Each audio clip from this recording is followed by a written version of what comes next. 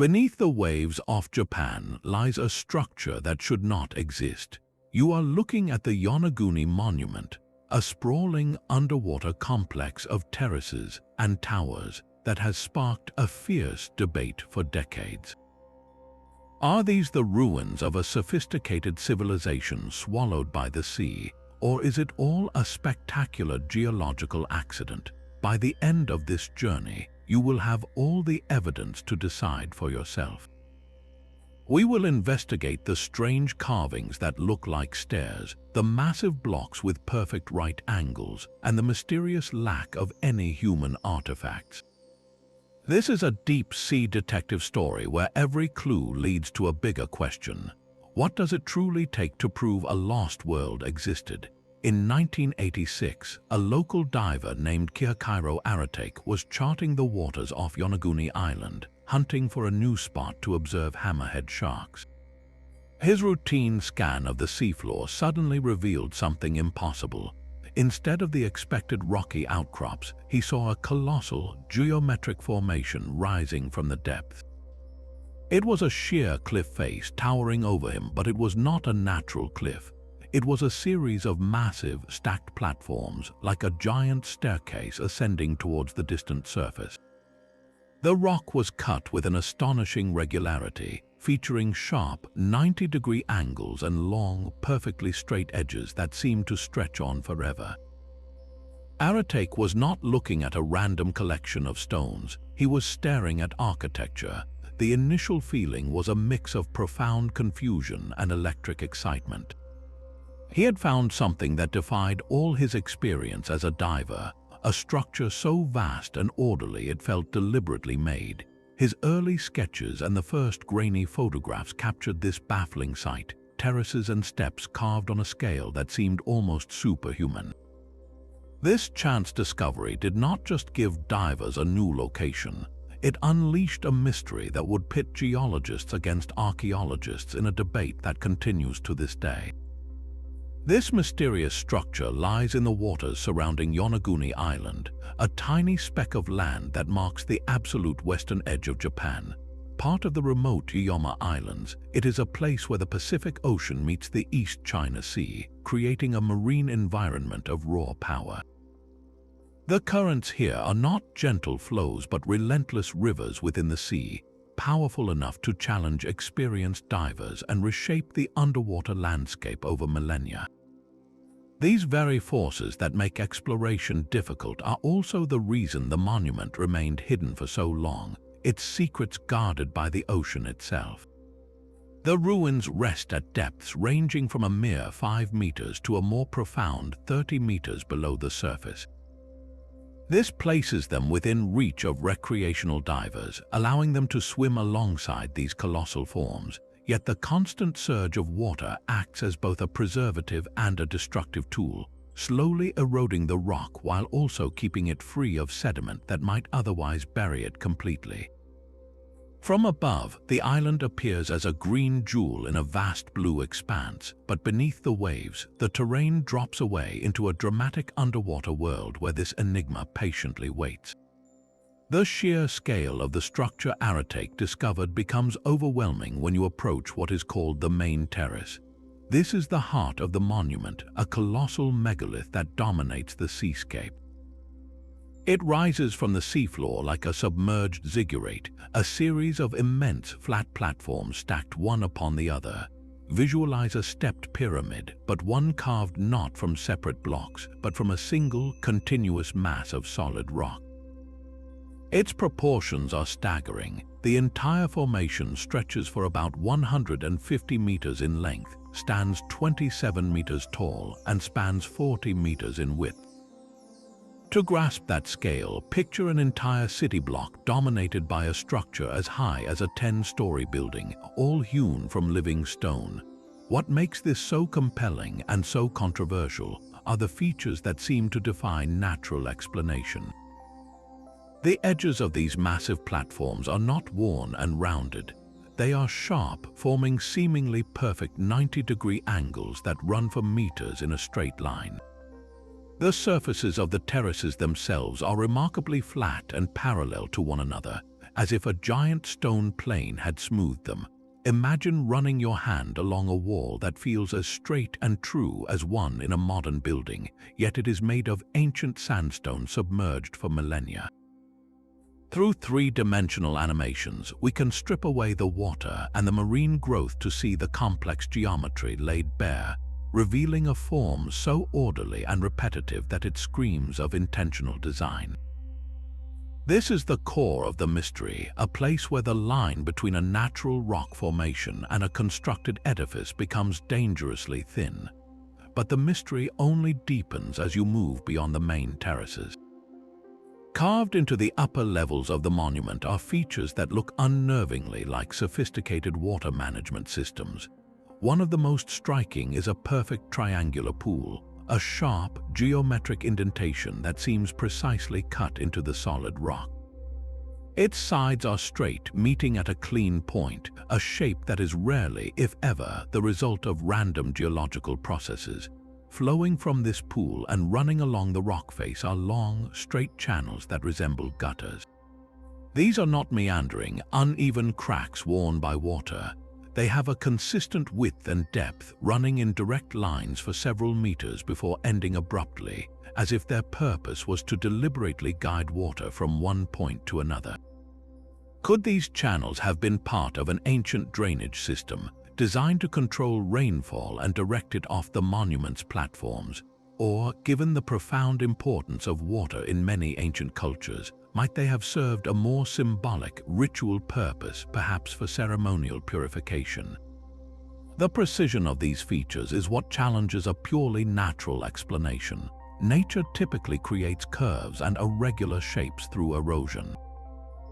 It does not usually carve perfect triangles and ruler straight channels with such consistency.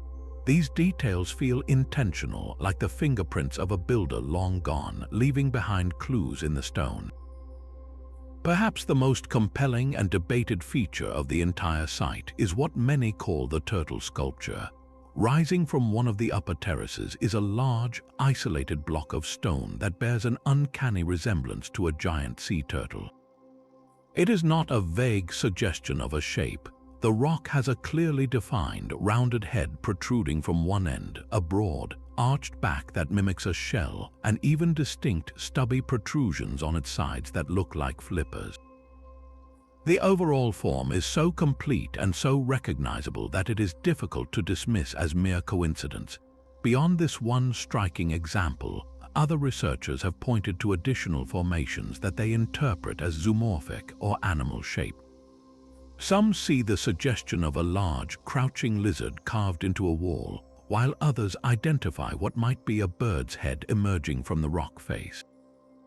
For those who believe Yonaguni is a man-made structure, these are not accidents of nature. They are powerful, intentional artworks. Proponents argue that the turtle, in particular, with its clean lines and symmetrical form, shows clear evidence of tool marks and deliberate shaping, representing a cultural symbol carved by the hands of a forgotten people. Skeptics, however, offer a different, deeply human explanation, a psychological phenomenon known as pareidolia. This is our brain's innate tendency to find familiar patterns, especially faces and figures, in random stimuli. It is why we see a man in the moon or a camel in a cloud. Geologists suggest that the so-called turtle is simply a piece of bedrock that fractured along its natural planes, and that the relentless sculpting power of ocean currents over thousands of years rounded it into a shape that our pattern-seeking minds instantly recognize as an animal. So, is the turtle a masterfully carved statue, or is it the world's most convincing Rorschach test, a natural rock that we have unconsciously finished with our own imaginations? The answer you lean towards may depend on whether you see a human artist or a patient, powerful ocean as the more likely sculptor. The local name for the site offers a powerful clue to its identity. In Japanese, it is called Kaite no Aisuki, which translates directly to underwater ruins. This is not a neutral scientific term, it is a declaration. The word Aisuki specifically means a ruin or an archaeological site, a place of historical human activity. From the very beginning, the local perception framed this monument not as a curious rock, but as the remnants of a lost construction. This cultural framing has woven the structure deeply into the island's modern identity. For the people of Yonaguni, the mystery is not just a geological debate, it is a part of their home, a sunken piece of their regional lore that draws adventurers from across the globe. This has transformed the site into a major dive attraction, one of the most famous underwater destinations in all of Japan. You can see it in the footage, divers like tiny silhouettes gliding over the massive terraces, their fins kicking up clouds of bubbles that rise along the sheer stone walls. They are not just observing a rock formation, they are exploring the Kaite no Aisuki, a name that invites every visitor to become part of the ongoing investigation. The site's integration into tourism underscores a profound human desire to connect with the past, to physically touch a mystery, regardless of its ultimate origin. Into this debate steps a man who has dedicated his life to finding an answer. Professor Masaaki Kimura, a marine geologist from the University of the Ryukyus, has become the monument's most devoted and vocal champion. For over 3 decades, he has conducted more than 100 dives to the site, meticulously mapping its every contour and feature. His work has transformed the monument from a diver's curiosity into a subject of intense scientific scrutiny. Professor Kimura is not a detached observer, he is a man driven by a profound conviction that he is studying the handiwork of a lost civilization. His arguments are built on a foundation of what he sees as undeniable evidence of human intervention. He points repeatedly to the sheer proliferation of perfect right angles and symmetrical designs, features that nature, in his view, simply does not create with such consistency and on such a massive scale. He directs attention to specific areas on the stone where he identifies what he calls clear tool marks, grooves and striations that he believes were left by primitive implements used to quarry and shape the rock. For Kimura, the monument is not a collection of coincidences. It is a single, coherent structure, a ceremonial complex or perhaps even a fortress, designed with a purpose we can no longer fully comprehend. While many in the scientific community view his conclusions as controversial, there is no denying the passion and persistence he has brought to this underwater enigma, turning a local mystery into a global conversation. Yet for Professor Kimura and his supporters, the evidence for human construction is written plainly in the stone itself. The argument rests on a collection of features that, taken together, seem to defy the chaotic tendencies of nature. Start with the geometry. The sheer number of perfect 90-degree angles is staggering. Natural sandstone typically fractures in more irregular, unpredictable patterns. It does not usually create long, running joints that form clean, sharp corners again and again across a massive structure. Then there are the walls, immense faces of rock that run in straight lines for 10, 20, or even 30 meters without a single curve or deviation. Compare this to any known natural cliff face or geological terrace, and the difference becomes apparent. Natural formations are rarely so relentlessly linear. Winding around the base of the monument is what many researchers identify as a road. This is a flat, paved-like surface that seems to encircle the main terraces, a feature that looks intentionally created for access or processional use, not a result of random rockfall or erosion. Perhaps one of the most telling details is found in what is often called the twin pillars. These are 2 distinct column-like stones standing close together, rising from the base of the monument. Their placement and nearly identical form suggest they were positioned to act as structural supports, holding up a massive overhead block. In nature, such symmetrical, closely spaced pillars are virtually unheard of. They look like the work of an engineer, not the random artistry of the ocean. When you assemble these pieces, the perfect angles, the ruler-straight walls, the encircling road, and the supportive pillars, a picture emerges that feels less like a random rock outcrop and more like the bones of a forgotten citadel. But what kind of civilization could have built such a place? This question inevitably draws us into one of history's most captivating legends, the story of a lost Pacific continent. The sheer age of the Yonaguni Monument is the key that unlocks this grand theory. Geological analysis suggests the structure could be around 10,000 years old. To grasp that timeline, you have to journey back to the end of the last ice age. The world was a vastly different place then. So much of the planet's water was locked up in massive continental glaciers that global sea levels were over 100 meters lower than they are today. The land that is now submerged around Yonaguni would have been dry, a coastal plain, or perhaps even a high plateau overlooking an ancient shoreline.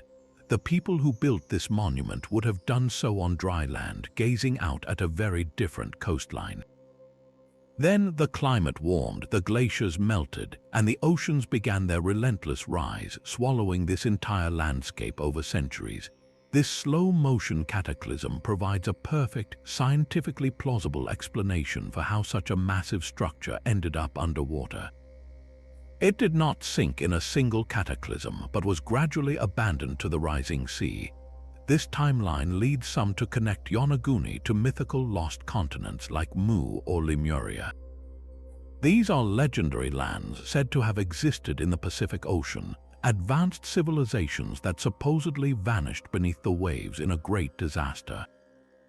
The idea is incredibly powerful that Yonaguni could be a physical piece of this sunken world, a tangible ruin from a story long considered mere folklore. Imagine a sophisticated culture, its architects and stonemasons working on a grand scale, creating ceremonial centers that would one day be claimed by the ocean. Their entire world, their cities and their history would have been submerged, leaving only the most durable stone structures as silent witnesses. The monument stands as a potential bridge, linking a scientific mystery with humanity's oldest and most enduring stories of a golden age lost to the sea. Not everyone sees the hand of a lost civilization in these stones. Enter Boston University geologist Robert Schoch, a scientist who famously waded into another great mystery with his redating of the Great Sphinx. When he dove at Yonaguni, he was prepared to be convinced by the evidence of human construction. Instead, he emerged as one of its most prominent scientific skeptics. His conclusion was stark. The Yonaguni Monument is not a sunken city, but an extraordinary example of natural geology. Schoch argues that the entire structure is made of a single, massive bed of sedimentary rock, specifically a type of sandstone. This particular stone has a critical characteristic. It is crisscrossed with numerous vertical fractures and horizontal beddings, which geologists call joints. These joints are natural planes of weakness in the rock. Now, place this fractured sandstone in one of the most dynamic marine environments on Earth. The powerful tidal currents that surge around Yonaguni Island are not just water moving, they are a relentless natural quarrying force. Over thousands of years, these currents have persistently exploited those natural joints in the rock. Think of it like a master stonecutter who does not use a chisel, but uses the rock's own hidden flaws. The currents pluck away entire blocks along these fracture lines. Because the joints are naturally straight and often meet at right angles, the result when the rock falls away is a surface that looks artificially cut. A long, straight wall is simply the face of a massive block that separated cleanly along a vertical joint. A perfectly flat terrace is the horizontal surface where one layer of rock sheared off from the layer above it along a bedding plane. The process is entirely natural, but the product can be unnervingly geometric. The so-called tool marks that some see as evidence of human work are, in this view, just the scars left by this natural quarrying process, the gritty sand and stones carried by the current acting as an abrasive, scraping and scouring the rock faces.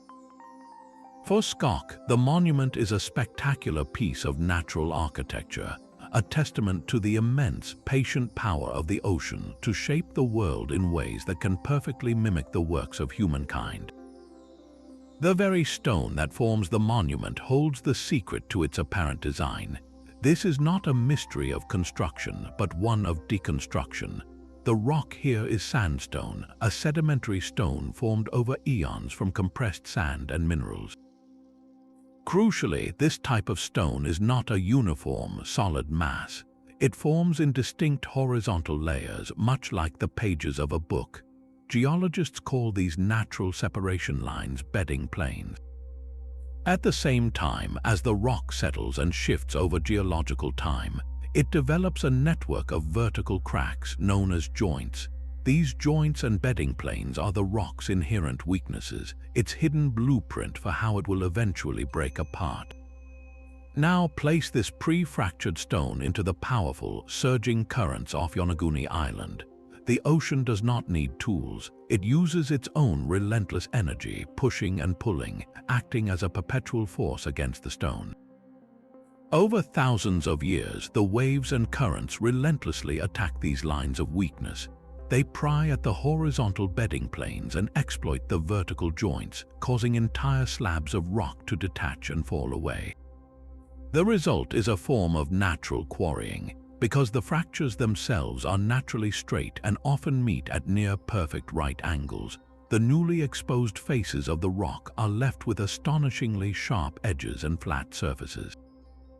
A long, straight wall is not a carved feature. It is simply the clean face of a massive block that broke off along a vertical joint. A perfectly flat terrace is not a leveled platform. It is the smooth horizontal surface revealed when a layer of rock sheared away along a bedding plane. You can visualize this process in your mind. Think of a giant, naturally formed cube of sandstone sitting on the seafloor. The ocean's currents constantly wash against it, finding the tiny cracks along its edges. Over centuries, it works a large, rectangular chunk loose which tumbles away. What remains is a fresh, flat surface with a sharp, 90-degree corner, looking for all the world as if it was cut by a master stonemason. This is the elegant, powerful explanation offered by geology.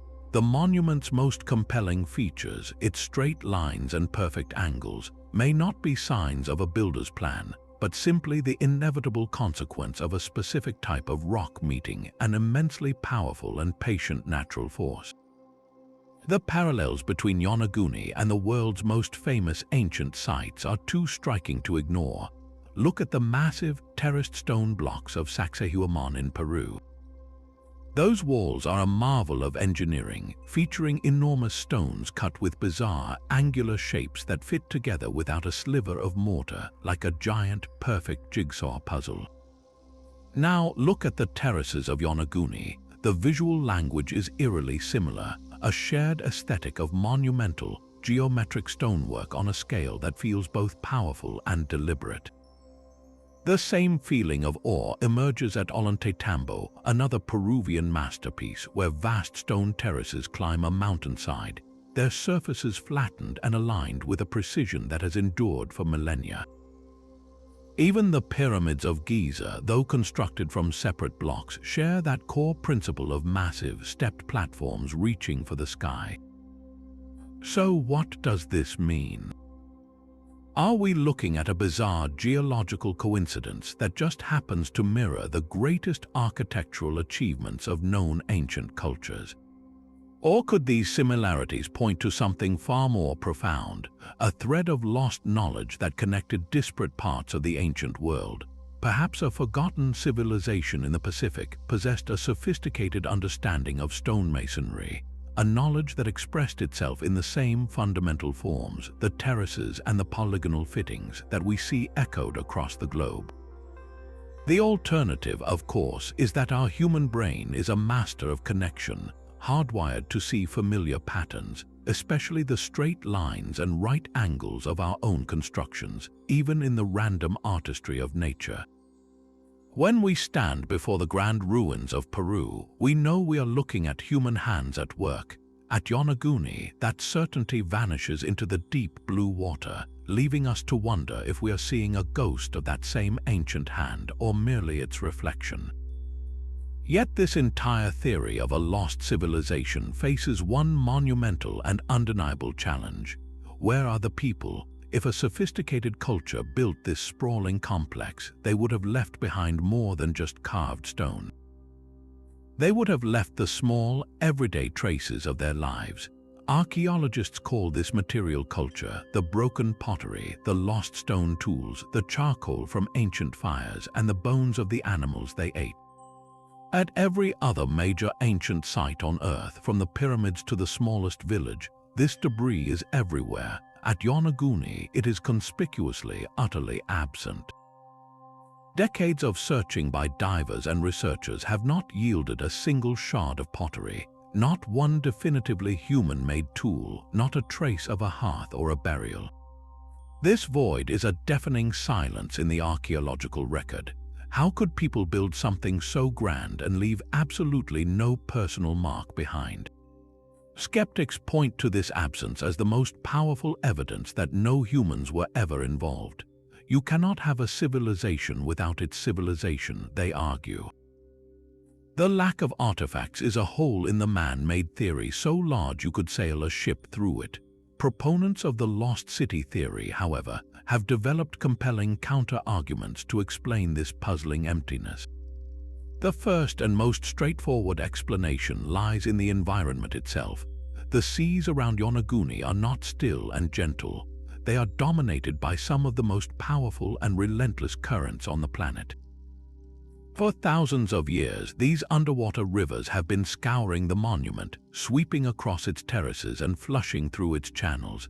Anything small and lightweight, like pottery fragments, charcoal, or even human remains, would not have stood a chance. These items would have been lifted, carried away, and buried under centuries of sediment far from the site, or simply pulverized into nothingness by the constant, grinding force of the water. The only thing left behind would be the largest, most immovable object of all, the monument itself, rooted to the seafloor. Another possibility is that we are looking for the wrong kind of evidence. What if this place was not a city or a village where people lived their daily lives? What if it was a purely ceremonial or religious center, a sacred precinct visited only for specific rituals? In such a place, you would not expect to find the clutter of everyday existence. Think of Stonehenge on its Salisbury Plain. While some artifacts have been found there, the site itself is largely clean of the domestic debris you would find at a settlement. If Yonaguni was a temple, then the objects used here might have been taken away when the site was abandoned, or they could have been made of perishable materials like wood or cloth that dissolved in the seawater millennia ago. The tools used to shape the stone, if any were used, might have been simple hammerstones made from the same rock, which, once broken, would be indistinguishable from the natural rubble surrounding the site. So the mystery of the missing artifacts forces us to ask a deeper question. Are we seeing nothing because there was nothing to see, or are we failing to see what was actually there because the ocean, over 10,000 years, has done its job too well? The debate over Yonaguni's origins often hinges on the smallest of details. Look closer at the rock surfaces, and you will find a landscape of intricate grooves, circular holes, and strange, repetitive patterns etched into the stone. In certain areas, long, parallel lines run across the flat terraces, looking less like random scratches and more like the deliberate marks left by a sharp tool being dragged through the rock. Elsewhere, you see clusters of perfectly circular holes, some deep and narrow, as if something had been drilled or pecked into the solid sandstone. For those who believe in a human builder, these are not random blemishes. They are the fingerprints of the artisans. These grooves, they argue, could be the result of a technique called quarrying, where workers used stone tools to score and fracture large blocks along predetermined lines. The circular holes might be mortises, sockets carved to hold wooden beams or tenons for a structure that has long since rotted away. They point to the consistency of these marks, their alignment, and their presence on otherwise smooth surfaces as evidence of a guiding human hand. It is a compelling narrative, one that transforms cold stone into the canvas of a forgotten culture. Yet the ocean offers its own, far more patient explanation. Marine biologists identify many of these features as the work of tiny, persistent ocean dwellers. Mollusks like date mussels and piddocks are natural stone borers. They use acidic secretions and physical abrasion to drill perfectly round holes into rock, creating protective shelters for themselves. Over centuries, a colony of these organisms can cover a surface with hundreds of these pits, which can then be enlarged and connected by the relentless scouring of sand and gravel carried in the powerful currents. What looks like a tool mark could simply be the scar left by a particularly large piece of rubble being dragged back and forth by the tide, grinding a straight groove over thousands of years. This is the core of the interpretive challenge. How do you prove intention on a surface that has been subjected to 10,000 years of biological and elemental forces? The very processes that create these ambiguous marks are the same ones that would, over time, erase the crisp, fresh edges that would make a human origin undeniable. We are left staring at a weathered canvas, trying to decide if the lines we see are a faded masterpiece or just the beautiful, random patterns of decay. This constant tectonic pressure provides a relentless, natural sculpting force. Yonaguni Island sits directly atop a massive, active fault line, a place where gigantic plates of the Earth's crust are constantly colliding and grinding against one another. This region experiences powerful earthquakes not just once in a millennium, but with a frequency that shapes the very land and seascape. Each major tremor sends immense shockwaves through the bedrock. Now, visualize the monument's sandstone, already crisscrossed with its natural network of vertical joints and horizontal bedding planes. When an earthquake strikes, these shockwaves violently stress the rock, exploiting every inherent weakness. The force acts like a colossal, invisible hammer striking the stone from within. The result is not a random collapse, but a precise, massive-scale fracturing. Entire multi-ton blocks can split away cleanly along those pre-existing straight-line joints, creating the sheer 90-degree angle cliffs that define the site. Over thousands of years, this cycle of seismic shock and subsequent erosion by ocean currents has quarried the landscape. Imagine a master sculptor who uses not a small chisel, but the planet's own tectonic power to split and shape the stone. Through animated visuals, we can see how these repeated quakes could methodically break apart a solid rock mass, leaving behind a terraced, geometric structure that looks, for all the world, like the ruins of a grand plaza. The very forces that could destroy a human city might, in this unique circumstance, have created a magnificent, artificial-looking facade.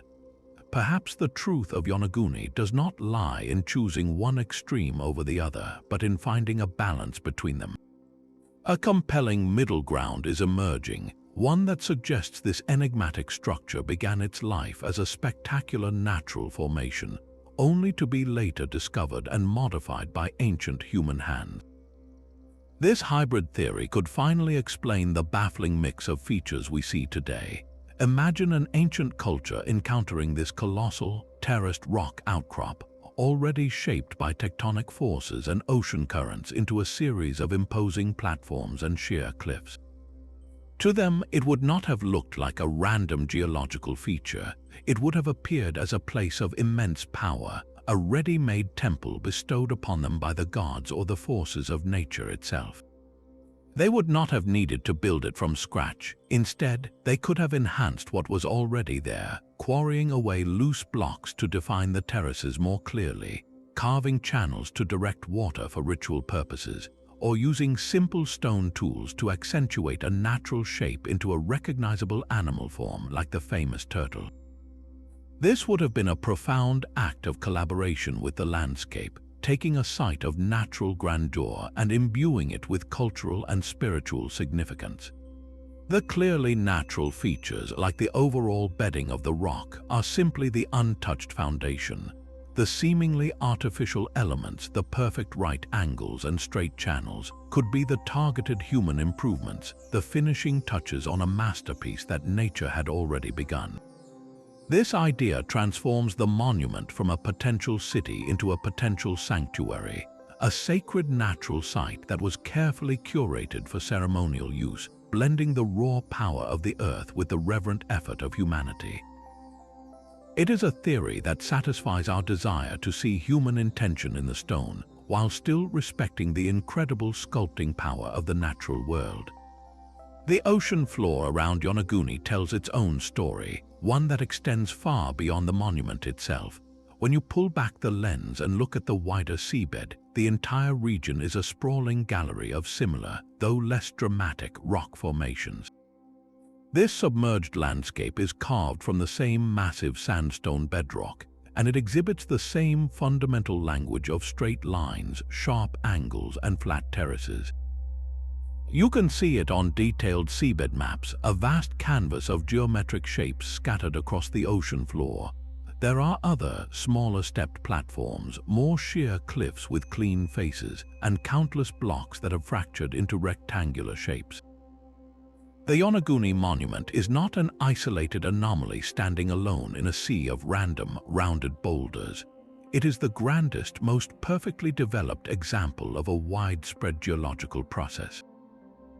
It is the masterpiece in a museum of natural stonework. This context is crucial. If the entire area is filled with these features, then the forces that created them are not unique to one spot, they are regional. The same powerful currents and relentless tectonic pressures that shaped the surrounding seabed also sculpted the monument, just with a more spectacular result.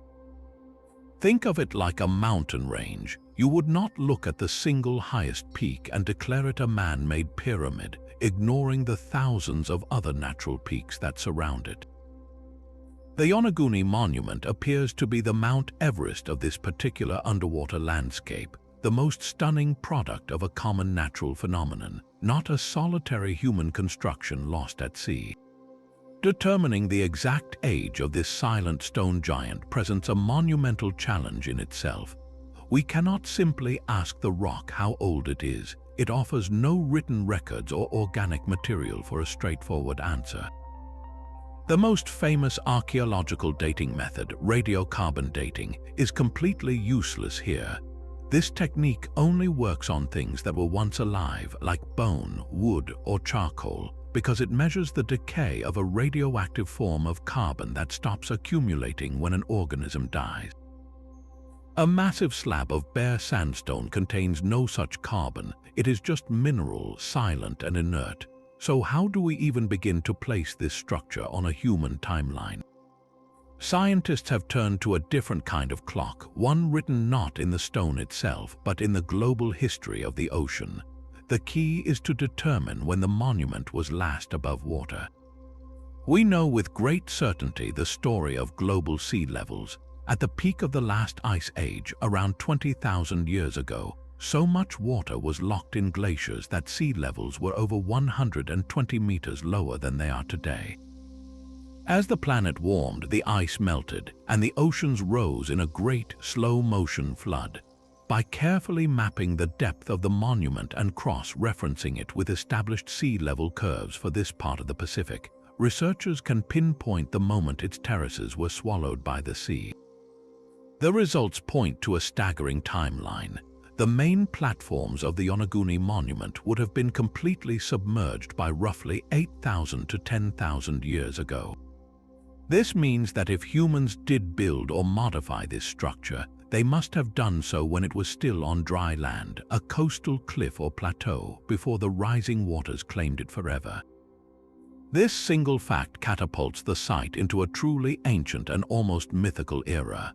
It places its creation, or at least its use, at a time when humanity was just emerging from the Ice Age, a period from which almost no monumental architecture on this scale has survived anywhere on Earth. The stones of Yonaguni are not just mysterious, they are potentially a relic from a forgotten chapter of human history, a time when the shorelines of the world were vastly different and the oceans were slowly reclaiming the land. This silent stone edifice has become a modern media icon, its image repeated across countless documentaries and magazine covers. The monument's powerful aesthetic, a perfect blend of mystery and grandeur, makes it irresistible for storytellers. It features prominently in television series like Ancient Aliens, where its origins are often presented not as a geological debate, but as a near certainty of lost technology or even extraterrestrial intervention. This framing taps into a deep-seated human love for epic narratives, for sunken continents and advanced ancestors. The more measured, scientific perspective of natural formation struggles to compete with the dramatic appeal of a real-life Atlantis. The result is a significant gap between popular belief and academic consensus. Many people around the world now firmly accept that Yonaguni is a man-made ruin, a conviction built not on peer-reviewed papers, but on compelling television narratives that prioritize wonder over geological nuance. This public fascination has also fueled a vibrant niche in literature, with numerous books dedicated to exploring the monument as proof of a prehistoric global civilization. Even the world of video games has borrowed its imposing form, using digitally recreated terraces as the backdrop for underwater adventures and hidden levels, embedding the mystery into a new generation's imagination. This widespread cultural embrace has a tangible effect on the scientific process itself. The intense public interest channeled through media demand can influence which research projects receive attention and funding. A story with the allure of a lost city is inherently more marketable and often easier to fund than a complex study on sandstone erosion patterns. This creates a subtle pressure, sometimes steering the conversation toward the spectacular and away from the slow, meticulous work of geological analysis. Does the monument's fame as a media star ultimately help or hinder the search for its true origin? The spotlight brings resources and attention, but it can also cast a long shadow, coloring our perception before we have even begun to truly see. New technology is finally stripping away the ocean's veil, revealing the Yonaguni Monument with a clarity that was once impossible. Multi-beam sonar systems mounted on research vessels now sweep across the seabed, painting the site not as a lone structure, but as part of a vast, integrated landscape. These high-resolution maps capture every contour and angle, generating precise three-dimensional images of the entire formation from the seafloor up. We can now see the monument's true relationship to its surroundings, observing how its terraces connect to other, smaller geometric formations nearby. This comprehensive view is crucial because it allows scientists to analyze the entire context, testing whether the forces that shaped the surrounding seabed could also account for the monument's most striking features. But the view from the surface is only half the story. Below the waves, a different technological revolution is underway. Divers are now swimming systematic patterns over the ruins, capturing thousands of overlapping high-definition photographs from every conceivable angle. Back on land, powerful computers stitch these images together into a stunningly detailed 3D photogrammetry model. Researchers can now sit at their desks and take a virtual walk across the terraces, zooming in to examine a specific groove or measuring the exact angle of a corner with pixel-perfect accuracy. They can rotate the entire structure, viewing it from perspectives no diver could ever achieve, and strip away the layers of marine growth to study the bare rock beneath. This digital twin is more than a simple replica, it is a new kind of laboratory. What might these tools reveal in the coming years? Sophisticated software could one day perform virtual stress tests, simulating how seismic shocks would fracture this specific type of sandstone, potentially recreating the monument's form from a solid block through millions of years of digital erosion. Or algorithms could scan the entire model to identify and catalog every single mark and feature, systematically separating the patterns consistent with natural processes from the true outliers that might, just might, bear the unmistakable signature of a human hand. The mystery of Yonaguni is no longer just a diver's story, it is a data problem, and we are only just beginning to process the evidence. this global fascination has transformed the local economy of Yonaguni Island. What was once a quiet, remote community is now a pilgrimage site for divers and mystery seekers from around the world. The monument has single-handedly put this speck of land on the map, creating a thriving tourism industry that supports local guides, hotels, and restaurants. For the island's residents, the enigma beneath the waves is not an abstract debate, it is their livelihood.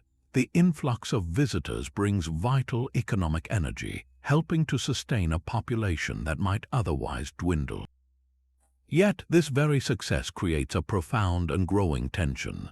How do you protect a priceless, ancient site while also sharing it with thousands of eager visitors each year? The monument faces a triple threat, a combination of human carelessness and natural decay. Despite the best intentions, some divers inevitably kick their fins against the fragile rock surfaces, breaking off small but irreplaceable edges.